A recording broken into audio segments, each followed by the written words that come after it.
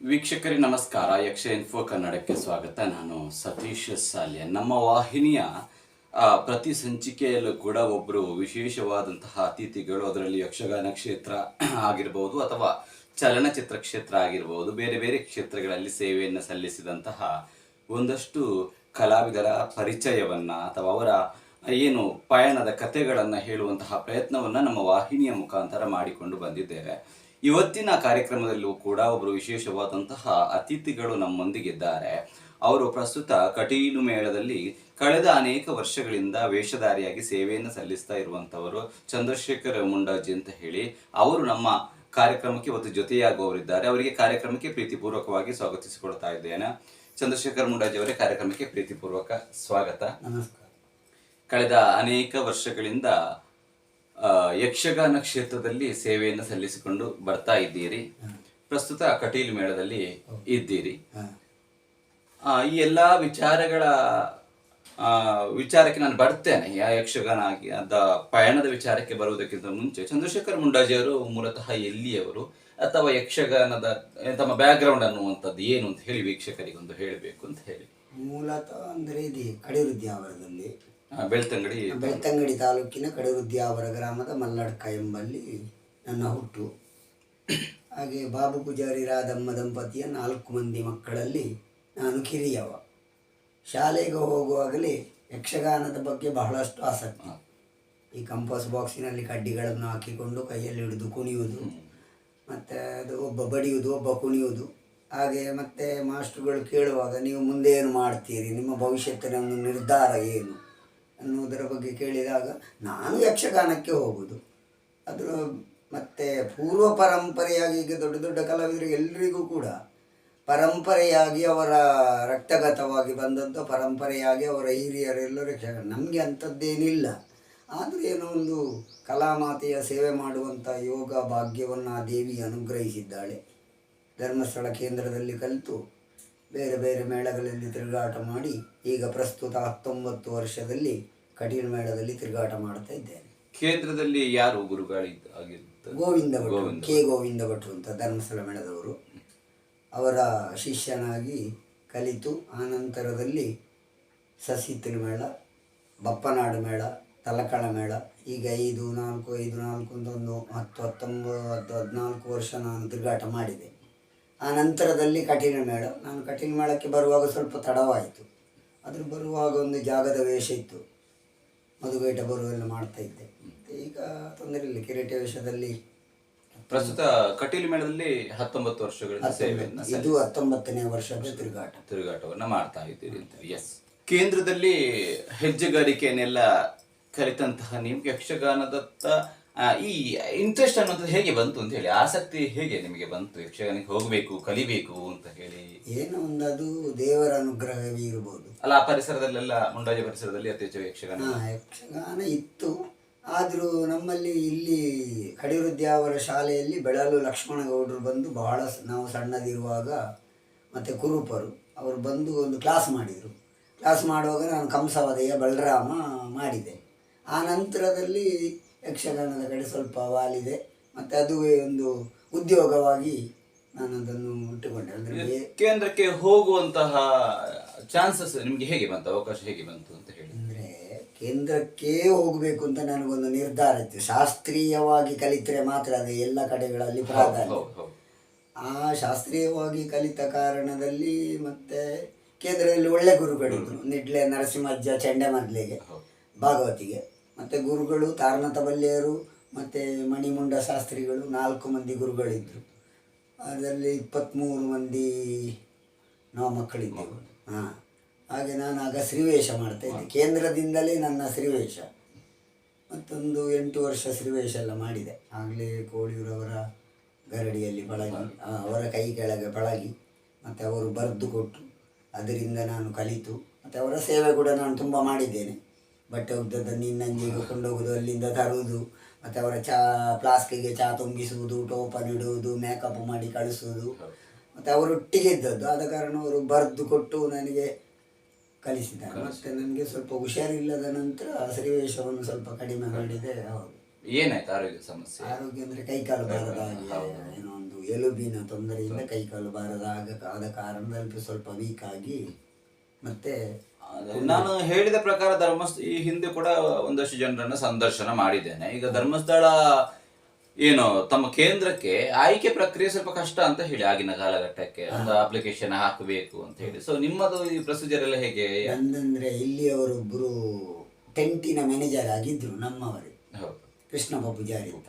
ಅವರ ಹತ್ರ ಒಂದ್ಸಲ ನಾನು ಮಾತಾಡಿದೆ ಅಂತ ನನ್ನ ತಂದೆಯವರು ಹೇಳಿದರು. ತಂದೆಯವರಿಗೆ ಯಕ್ಷಗಾನದ ಬಗ್ಗೆ ಭಾರಿ ಒಂದು ಒಲವು, ನನ್ನ ಮಗ ಕಲಿಬೇಕು ಮತ್ತು ಒಂದು ಒಳ್ಳೆಯದಾಗಬೇಕು ಎನ್ನುವ ಹಾಗೆ ಭಾರಿ ಒಂದು ತಂದೆಗೆ ಭಾರಿ ಒಂದು ಪ್ರೀತಿ ಇತ್ತು ಯಕ್ಷಗಾನದ ಬಗ್ಗೆ. ನನ್ನ ವೇಷ ಎಲ್ಲಿ ನೋಡಿದರೂ ಕೂಡ ಇಲ್ಲಿ ಪರಿಸರದಲ್ಲಿ 4 ಜನರ ಹತ್ರ ಅದನ್ನು ತೋರಿಸಿ ಅವ ನನ್ನ ಮಗ ಅಂತ ಒಂದು ಹೆಮ್ಮೆಯಿಂದ ಹೇಳಿಕೊಳ್ತಾ ಇದ್ದರು. ನಾನು ಆವಾಗಲೇ ಮೇಳಕ್ಕೆ ಹೋಗುವ ಮೊದಲೇ ವಿಷ್ಣು ಅದು ಇದೆಲ್ಲ ಮಾಡ್ತಾಯಿದ್ದೆ, ಶಬರಿಮಲೆ ಕ್ಷೇತ್ರ ಮತ್ತು ಮೇಲೆಲ್ಲ. ಹಾಗೆ ಮತ್ತು ಕೇಂದ್ರದಲ್ಲಿ ಅದಕ್ಕೆ ಇಂಟ್ರಿ ಎಲ್ಲ ಆಗಿ 3 ದಿವಸದ ನಂತರ ನಾನು ಸೇರಿ ಒಬ್ಬರು ಕೋಮೇಶ್ವರ ಶೆಟ್ಟರು ಮತ್ತೊಂದು 2-3 ಜನ ಇಂಟ್ರಿಗೆ ಇದ್ರಂತೆ. ಆ ನಂತರದಲ್ಲಿ 3 ದಿನದ ನಂತರ ನನ್ನನ್ನು ಸೇರಿಸಿದರು.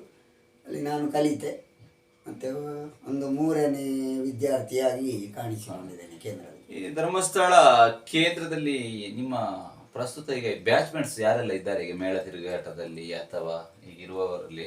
ಈಗ ಯಕ್ಷಗಾನದಲ್ಲಿ ಒಬ್ಬರು ಹಿಮ್ಮೇಳದಲ್ಲಿ ರವಿರಾಜ್ ಜೈನ್ ಮತ್ತೆ ನಾಟ್ಯದಲ್ಲಿ ಸತೀಶ್ ಮಡಿವಾಳ್, ಅವಳು ಒಳ್ಳೆ ಕಿರೀಟ ವೇಷ ಆಗ.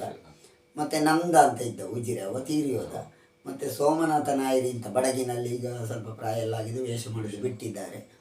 ಮತ್ತೆ ಕಾರಿಂಜಿ ಅವರೊಬ್ಬರು ಹಾಸ್ಯಗಾರರಿದ್ದರು, ಅವರದ್ದು ರವಿಶಂಕರನ ಅಂತ ಒಂದು ಹೆಸರು, ನನಗೆ ಸರ್ ನೆನಪಿಲ್ಲ.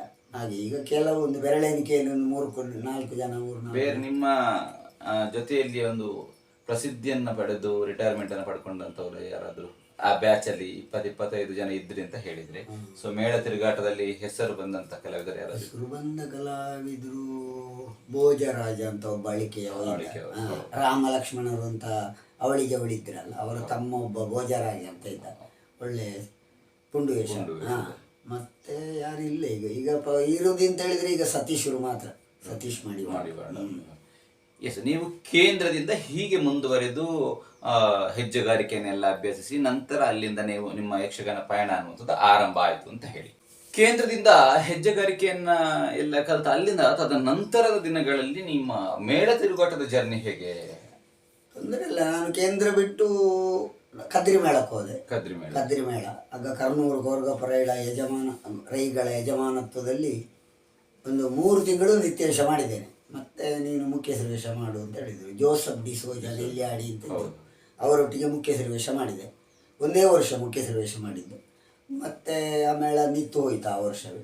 ಮತ್ತು ಶಂಕರಾಳ್ವರು, ವಡ್ಯಾರ ಶಂಕರಾಳ್ವರು ಬಪ್ಪನಾಡು ಮೇಳವನ್ನು ಮಾಡಿದರು. ಅದು ಗಜಸಟ್ಟು. ಸುಬ್ರಹ್ಮಣ್ಯವರು, ಮುಂಡಾಜಿಯವರಿದ್ದರು, ಮತ್ತು ಹೊಸೈತಿಲು ಮಾಲಿಂಗಜ್ಜರು, ಮಾಯಿಪಾಡಿ ಇವರೆಲ್ಲ ಇದ್ದರು.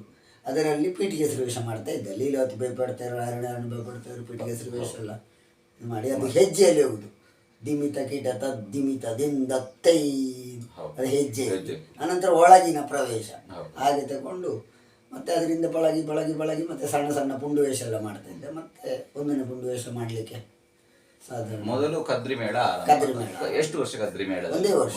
ತದನಂತರ ಬಪ್ಪನಾಡಿನಲ್ಲಿ 5 ವರ್ಷ. ತಲಕಳ ಮೇಳದಲ್ಲಿ 3 ವರ್ಷ. ಸಸೀತಲ್ ಮೇಳದಲ್ಲಿ 5 ವರ್ಷ. ಮತ್ತೆ ನಮ್ಮ ಇಲ್ಲಿ ಬಂಟ್ವಾಳದವರೊಬ್ಬರು ಇಂದ್ರರು ಅಂತ ಅವರೊಂದು ಸುರತ್ಕಲ್ ಮೇಳವನ್ನು ಮಾಡಿದ್ರು, ತಡಂಬೈಲು ಸುರತ್ಕಲ್. ಅದರಲ್ಲಿ ಒಂದು 3 ವರ್ಷ ಇದ್ದೆ ನಾನು. ಸುರತ್ಕಲ್ ಈಗಲೂ ಕೂಡ ನವರಾತ್ರಿ ಕಾರ್ಯಕ್ರಮಗಳು ಆಗ್ತದೆ. ಈ ಬಪ್ಪನಾಡು ಮೇಳ ಆಗಿರಬಹುದು ಅಥವಾ ಸುರತ್ಕಲ್ ಕದ್ರಿ, ಈ ಮೇಳದಲ್ಲಿ ನಿಮಗೆ ಯಾರ್ಯಾರಿಂದ ಏನೇನು ಕಲ್ತ್ಕೊಂಡಿದ್ರಿ? ಏನು ನಿಮಗೆ ಅದರಿಂದ ಒಂದಷ್ಟು ವಿಚಾರಗಳನ್ನು ಪಡೆದುಕೊಳ್ಳುವುದಕ್ಕೆ ಉಪಯೋಗ? ನನಗೆ ತುಂಬಾ ಪ್ರಯೋಜನ ಆಯಿತು. ಯಾರು ಕಲಾವಿದರ ಒಡನಾಟ ಸಿಕ್ಕಿತ್ತು? ಕಲಾವಿದರು ಅಂತ ಹೇಳಿದ ಕರುವಳು ದೇರಣ್ಣ ಶೆಟ್ರು, ಅಂಬಪ್ರಸಾದ್ ಪಾತಾಳ, ಮತ್ತೆ ಸುಬ್ರಹ್ಮಣ್ಯರು, ಮತ್ತೆ ಹೊಸೈತಿಲು ಮಾಲಿಂಗಜ್ಜ ಅಂತ. ಅದು ರಂಗಸ್ಥಳಕ್ಕೆ ಹೋದ ನಂತರ ಅವರಿಗೆ ನಿಲ್ಲಿಕ್ಕೆ ಗೊತ್ತಿಲ್ಲ, ಅಷ್ಟು ಸ್ಪೀಡಿನ ವೇಷ. ಮತ್ತೆ ತುಂಬ ನನಗೆ ಅನುಭವ ಕೊಟ್ಟದ್ದು, ಆಶೀರ್ವಾದ ಮಾಡಿದ್ದೆಲ್ಲ ಕೋಳಿಯರು. ಅವರು ಪುಸ್ತಕ ತಗೊಂಡು ಹೋಗಿ ಬರೆದು ಕೊಟ್ಟು, ನೀನು ಇಂಥದ್ದು ಮಾಡಬೇಕು ಮಗ. ಮತ್ತು ಲೀಲೆಯ ಕೃಷ್ಣ ಎಲ್ಲ ಬಾರಿ ಸಣ್ಣದಿರುವಾಗಲೇ ನನ್ನ ಹತ್ರ ಮಾಡಿಸಿದ್ದಾರೆ, ಇಂಥದ್ದು ಮಾಡಿ. ಬಪ್ಪನಾಡು ಮೇಳದಲ್ಲಿ. ಮತ್ತು ನನಗೆ ತುಂಬ ಅನುಭವ ಆಗಿದೆ. ನಾನು ದೊಡ್ಡ ಕಲಾವಿದರು ಕುಣಿಯುವಾಗ ರಂಗಸ್ಥಳ ಪರದೆಯನ್ನು ಮೆಲ್ಲ ಜಾರಿಸಿ ಅವರು ಹೇಗೆ ನಾಟ್ಯ ಮಾಡ್ತಾರೆ. ಈಗ ಕೇಂದ್ರ ಎನ್ನುವಂಥದ್ದು ಒಂದು ಮನೆಗೆ ಪಂಚಾಂಗ ಇದ್ದಾರೆ, ಮತ್ತೆ ಅದು ಗೋಡೆ ಕಟ್ಟಿ ಮಾಡಿ ಅದಕ್ಕೆ ಶೈನಿಂಗ್ ಮಾಡಿ ಅದನ್ನು ಬಹಳಷ್ಟು ಒಬ್ಬರು ಕಾಣುವ ಹಾಗೆ ಮಾಡುವಂಥದ್ದು ಅಂತ ಹೇಳಿದ್ರೆ ಅವನವನ ಚಾಕಚಕ್ಯ ಅನುಭವದಿಂದ ಬರುವುದು. ಇದು ಕೂಡ ಹಾಗೆ ಕೇಂದ್ರದಲ್ಲಿ ನಮಗೆ ಪಂಚಾಂಗ ಮಾತ್ರ ಹಾಕಿಕೊಂಡು ಬಾಕಿದ್ದದ್ದು ನಾವೇ ತಯಾರಿಸಬೇಕು. ಕೇಂದ್ರದ ಪಾಠವೇ ಪೂರಕ ಅಲ್ಲ ಅಂತ ಹೇಳಿ ಅದಕ್ಕಿಂತ ಮುಂದುವರೆದು ಬೇರೆ ಕೂಡ ನಾವು ಸ್ವಂತಿಕೆಯನ್ನ ಸಾಧನೆ ಬೇಕು. ಸಾಧನೆ ಮಾಡಿದ್ರೆ ಖಂಡಿತವಾಗಿ ಇದರಿಂದ ದೇವರ ಅನುಗ್ರಹದಿಂದ ಪ್ರಯೋಜನ ಬರ್ತದೆ ಎನ್ನುವುದಕ್ಕೆ ಒಂದು ನಾನೇ ಸಾಕ್ಷಿ. ಒಂದಷ್ಟು ಶ್ರಮವನ್ನ ಪಟ್ಟರು ಕೂಡ ಹಿರಿಯ ಕಲಾವಿದರ ಒಡನಾಟ ಬೇಕಾಗ್ತದೆ, ಅನುಭವಗಳನ್ನ ಪಡೆದುಕೊಳ್ಳುವುದು ಬೇಕು. ನಮಗೆ ಶಿಸ್ತು ಬರಲಿಕ್ಕೆ ಹಿರಿಯರ ಒಡನಾಟ ಬೇಕು. ಯಾಕಂತ ಹೇಳಿದ್ರೆ ನನ್ನದೊಂದು 5 ಪೆಟ್ಟಿಗೆ ಮೇಲೆ ಇತ್ತು, ಅದರಿಂದ ಮೇಲೆ ಹೋಗ್ಲಿಕ್ಕಿಲ್ಲ. ಅಷ್ಟು ಜೋರು ಆಗಿನ ಕಾಲಘಟ್ಟಕ್ಕೆ ಅಷ್ಟು ಜೋರು ಮಾಡ್ತಾ ಇದ್ರು. ಮತ್ತೆ ಎಲ್ಲಿಗೆ ಕೆಳಗೆ ಅಂತೇಳಿ ಮತ್ತೆ ಏನಾದರೂ ಕೇಳಿಕೊಳ್ಳಬೇಕು ಅಂತಾದ್ರೆ ಎಲ್ಲಿಯಾದ್ರೂ ಮೆಲ್ಲ ಹೋಗಿ ಎದುರಿಕೊಂಡು ಹೋಗಿ ಹಿಂಬದಿಯಲ್ಲಿ ನಿಂತು ಅವರು ಮಾತಾಡಿಸುವಾಗ ಮಾತ್ರ ಮಾತಾಡೋದು. ನಮಗೆ ಆಗಿ ಮಾತಾಡ್ಲಿಕ್ಕೆ ಒಂದು ಧೈರ್ಯ ಬರ್ತದೆ. ಅಂತ ಕಾಲಘಟ್ಟ ಇತ್ತು. ಈಗ ಬದಲಾಗಿದೆ. ಮತ್ತೆ ಮಕ್ಕಳಿಗೆ ಕಲಿಯುವಂಥದ್ದೇನು ಇದೆಲ್ಲ ಇಂಟ್ರೆಸ್ಟ್ ಇಲ್ಲ. ಬೈಕಲ್ಲಿ ಬರೋದು, ಅವರ ವೇಷ ಮಾಡೋದು, ಹೋಗುದು. ಹೌದು, ಈಗಿನ ಕಾಲಘಟ್ಟ ಇಷ್ಟರ ಮಟ್ಟಿಗೆ ಮುಂದುವರೆದಿದೆ ಅಂತ ಹೇಳಿ. ನಿಮ್ಮ ಈ ತಿರುಗಾಟದ ಜೊತೆಗೆ ಒಂದಷ್ಟು ಕಲಾವಿದರು ಜೊತೆಯಾಗಿದ್ದಾರೆ, ಒಂದಷ್ಟು ಅನುಭವಗಳನ್ನ ಪಡೆದುಕೊಂಡಿದ್ದೀರಿ ಅಂತ ಹೇಳಿ. ಈ ತಿರುಗಾಟದ ಅಲ್ಲಿ ನೀವು ಕಲಿತುಕೊಂಡ ಒಂದಷ್ಟು ವಿಚಾರಗಳು ಏನು ಅಂತ ಹೇಳಿ ತುಂಬಾ ನಾನು ಈಗಲೂ ಕೂಡ ಅದನ್ನ ಅಳವಡಿಕೆ ಮಾಡಿಕೊಳ್ತಾ ಇದ್ದೇನೆ. ಇವರಿಂದ ಇದನ್ನ ನೋಡಿ ಕಲಿತಿದ್ದೇನೆ, ಇವರಿಂದ ಏನು ಹೇಳಿ ತುಂಬಾ ಉಂಟು. ಯಾಕಂತ ಹೇಳಿದ್ರೆ ನಮ್ಮಲ್ಲಿ ಈಗ 4ನೇ ಸಟ್ಟಿನಲ್ಲಿ ಒಳಕುಂಜಾಸೆಗಾರ ಪ್ರಸ್ತುತ 4ನೇ ಸಟ್ಟಿನಲ್ಲಿ ಇದ್ದೆ. ಅದರಲ್ಲಿ ಒಳಕುಂಜದವರಿದ್ದಾರೆ. ಅವರು ಬೇರೆ ಬೇರೆ ಪುಸ್ತಕಗಳನ್ನು ತಯಾರಿಸಿ ಕಲಾವಿದರಿಗಾಗಿ ಒಂದು ರೀತಿಯಲ್ಲಿ ಅವರು ಬಹಳಷ್ಟು ಉಪಕಾರ ಮಾಡಿದ್ದಾರೆ. 8 ಪುಸ್ತಕಗಳನ್ನು ನಾನು ವಿಡಿಯೋ ಮಾಡಿದ್ದೆ ಅದಕ್ಕೆ ಸಂಬಂಧಪಟ್ಟ. ಯಾಕಂತ ಹೇಳಿದ್ರೆ ಅದು ನಾವು ತೆಕೊಂಡೇ ಉಂಟಾದ್ರೆ ಈಗ ನನ್ನದು ಜಾಗದ ಪೀಠಿಗೆ ವೇಷ ಅಲ್ಲದಿದ್ರು ಪ್ರಸಂಗದ ಪೀಠಿಗೆ ವೇಷ ನನ್ನದೇ ಕಟೀಲ್ ಮೇಳದಲ್ಲಿ. ಆದ್ದರಿಂದ ನಮಗೆ ಅದು ತುಂಬಾ ಅನುಕೂಲ ಆಗುತ್ತದೆ. ಎಲ್ಲ ಸಂದರ್ಭದಲ್ಲಿ ಒಬ್ಬರ ಹತ್ರ ಕೇಳಲಿಕ್ಕೆ ಆಗೋದಿಲ್ಲ. ನಾವು ಪುಸ್ತಕ ನೋಡಿಕೊಂಡು ಮತ್ತೆ ತುಂಬಾ ನಾವು ಓದಬೇಕು. ಈಗಿನ ಸಣ್ಣ ಹುಡುಗರಿಗೆ ನಾನು ಹೇಳುವುದು ಅದನ್ನೇ, ಅಧ್ಯಯನ ಮಾಡಬೇಕು ತುಂಬ. ಕೇವಲ ಯಕ್ಷಗಾನ ಅಂತ ಹೇಳಿದ್ರೆ ನಾನು ಮೇಳದಲ್ಲಿದ್ದೇನೆ, ನಾನು ತಿರುಗಾಟ ಮಾಡಿದ್ದೇನೆ. 45 ವರ್ಷ ಯಕ್ಷಗಾನದಲ್ಲಿ ಏನು ಮಾಡಿದ್ದೆ ಅಂತ ಹೇಳಿದ್ರೆ ಸಂಕದುರ್ಗರೇ ಮಾಡಿದ್ದು ಅಂತ ಹೇಳಲಿಕ್ಕಿಲ್ಲ. ಅವನ ಸಾಧನೆ ಇದ್ರೆ, ದೇವರ ಅನುಗ್ರಹ ಇದ್ರೆ ಅವ ಎಷ್ಟು ದೊಡ್ಡ ವೇಷವನ್ನು ಮಾಡ್ಬೋದು. ನಮ್ಮ ಅದು ಪ್ರಯತ್ನ ಬೇಕು, ಪ್ರಯತ್ನಕ್ಕೆ ಫಲ ಉಂಟು ದೇವರದ್ದು. ಮತ್ತೆ ಹಾಗೆ ತುಂಬ ಈಗ ಕಟೀಲ್ ಮೇಳಕ್ಕೆ ಹೋದ ನಂತರ ಶರ್ಮಣ್ಣ, ಉಮಾಮಹೇಶ್ವರ ಭಟ್ರು, ದೊಡ್ಡ ದೊಡ್ಡ ಕಲಾವಿದರ ಒಡನಾಟದಲ್ಲಿ ನನಗೆ ಅನುಭವ ಆಯಿತು. ನಾನು ಕಟೀಲ್ ಮೇಳಕ್ಕೆ ಹೋದ ನಂತರ ನಾನು ಮಾಡದ ವೇಷ ಇಲ್ಲ. ದೇವಿ ಮಾತ್ಮೆಯಲ್ಲಿ 4 ವೇಷ ಮಾತ್ರ ನಾನು ಮಾಡಲಿಲ್ಲ, ಮತ್ತೆಲ್ಲ ವೇಷ ಮಾಡಿದ್ದೇನೆ. ಪ್ರಸ್ತುತ ಈಗ ದೇವೇಂದ್ರ ಮಾಡ್ತಾ ಇದ್ದೀರಿ. ಈಗ ದೇವೇಂದ್ರ ಮಾಡ್ತಾ ಇದ್ದೀರಿ ಅಂತ ಹೇಳಿ. ಯಕ್ಷಗಾನದ ಬದುಕು, ಯಕ್ಷಗಾನದಿಂದ ಜೀವನವನ್ನು ಕಟ್ಟಿಕೊಳ್ಬಹುದಾ? ಬದುಕು ಹೇಗಿದೆ ಯಕ್ಷಗಾನದ್ದು? ತೊಂದರೆ ಇಲ್ಲ. ದೇವಿ ನನಗೆ ಕಟೀಲ್ ಮೇಳಕ್ಕೆ ಸೇರಿದ ನಂತರ ಕಡಿಮೆ ಮಾಡಲಿಲ್ಲ. ಮತ್ತೆ ಬದುಕಿನ ಆಗಿನ ಕಾಲಕ್ಕೂ ಈಗಿನ ಕಾಲಕ್ಕೂ ಏನು ತುಂಬಾ ವ್ಯತ್ಯಾಸ. ಏನು ಹೇಳುದು? ಆಗ ಅಂತ ಹೇಳಿದ್ರೆ ನಾನು ಮೇಳಕ್ಕೆ ಕಾಲಿಡುವ ಹೊತ್ತಿನಲ್ಲಿ ಒಂದು ಊಟಕ್ಕೂ ಬಾರಿ ಸಮಸ್ಯೆ. ಈಗ ನಾನು ಕಟೀಲ್ ಮೇಳಕ್ಕೆ ಸೇರ್ಲಿಕ್ಕೆ ಕಾರಣ ಅದುವೆ. ನನ್ನ ಸಣ್ಣ 4 ಮಕ್ಕಳು, ಮತ್ತೆ ಜೀವನಕ್ಕೆ ತೊಂದರೆ ಇತ್ತು. ಆ ಸಂದರ್ಭದಲ್ಲಿ ದೇವಿ ಕೈ ಬಿಡ್ಲಿಕ್ಕಿಲ್ಲ ಎನ್ನುವ ಕಾರಣಕ್ಕಾಗಿ ಹೊಂದಿಕೊಂಡು, ಏನೇ ಕಷ್ಟ ಇದ್ದರೂ ಕೂಡ ಅದನ್ನು ಹೊಂದಿಕೊಂಡು ಸುಧಾರಿಸಿ ಮತ್ತೆ ಅಲ್ಲಿಂದ ತಿರುಗಾಟ ಮಾಡ್ತಾ 19 ವರ್ಷದಲ್ಲಿ ನನಗೇನು ತೊಂದರೆ ಮಾಡಲಿಲ್ಲ. ಅವಳು ಅನುಗ್ರಹ ಕೊಟ್ಟಿದ್ದ. 19 ವರ್ಷದಲ್ಲಿ ಕಟೀಲು ಯಾವ ಮೇಳದಲ್ಲೆಲ್ಲ ತಿರುಗಾಟ ಮಾಡಿದ್ದಿ? ನಾನು ಪ್ರಾರಂಭಕ್ಕೆ 4ನೇ ಮೇಳಕ್ಕೆ ಹೋದೆ. ಕುಬಣೂರು ಶ್ರೀಧರರಾಯರು ಇದ್ರು. 1 ವರ್ಷ. ಮತ್ತೊಂದು ವರ್ಷದಲ್ಲಿ ನನ್ನನ್ನು ಮತ್ತು ಕೊಕ್ಕಡೆ ಜನರನ್ನು ಮಧುಗೈಟವರು ಮಾಡಿಸಿದ್ರು. ದನಿಗಳೇ ಹಾಕಿ ಇದು ಮಾಡಿ ಮಧುಗೈಟವರು ಮಾಡಿಸಿದ್ರು. ಮತ್ತು ಆನಂತರ ಒಂದು 3 ವರ್ಷ ವಿದ್ಯುನ್ಮಾಲಿ ಮಾಡಿದೆ. 4ನೇ ಸೆಟ್ಟಿಂದ 3ಕ್ಕೆ ಬಂದೆ, 3ರಿಂದ 2ಕ್ಕೆ ಹೋದೆ, 2ರಿಂದ ಪುನಃ 4ಕ್ಕೆ ಹೋದೆ, 4ರಿಂದ ಪುನಃ 2ಕ್ಕೆ ಬಂದೆ, 2ರಿಂದ ಮತ್ತೆ ಪುನಃ 3ಕ್ಕೆ ಹೋದೆ. ಹಾಗೆ ಮತ್ತೆ ಅಮ್ಮುಂಜಿಯವರು ಮತ್ತೆ ತೊಂದರೆ ಇಲ್ಲ, ಸತೀಶ್ ನೈನಾಡು, ಅಮ್ಮುಂಜಿಯವರು ಮತ್ತೆ ಗುರು ತೇಜ ಅವರೆಲ್ಲ ಒಟ್ಟಿಗೆ ತಿರುಗಾಟ ಮಾಡಿದವರು.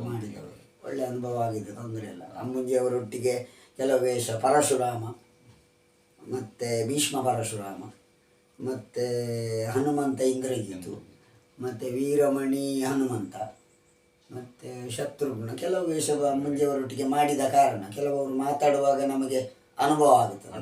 ಕೆಲವರು ಶ್ಲೋಕ ಮಾತಾಡುವಾಗ ಕೆಲವು ದೊಡ್ಡ ದೊಡ್ಡ ಶಬ್ದಗಳನ್ನು ಚಂದದ ಶಬ್ದಗಳನ್ನು ಹಾಕುವಾಗ ಅದು ನಮಗೂ ಉಪಯೋಗಕ್ಕೆ ಬರ್ತದೆ ಎನ್ನುವ ನೆಲೆಯಲ್ಲಿ ನಾವು ಅದನ್ನು ಆಲೋಚನೆ ಮಾಡಿ ಅದನ್ನು ಮನನ ಮಾಡಿಕೊಂಡು ಮತ್ತೊಂದು ಕಡೆಯಲ್ಲಿ ನಾವು ಹಾಕುವುದಕ್ಕೊಂದು ಅವಕಾಶ ಬರ್ತದೆ ದೊಡ್ಡ ಕಲಾವಿದರೊಟ್ಟಿಗೆ ತಿರುಗಾಟ ಮಾಡಿದರೆ.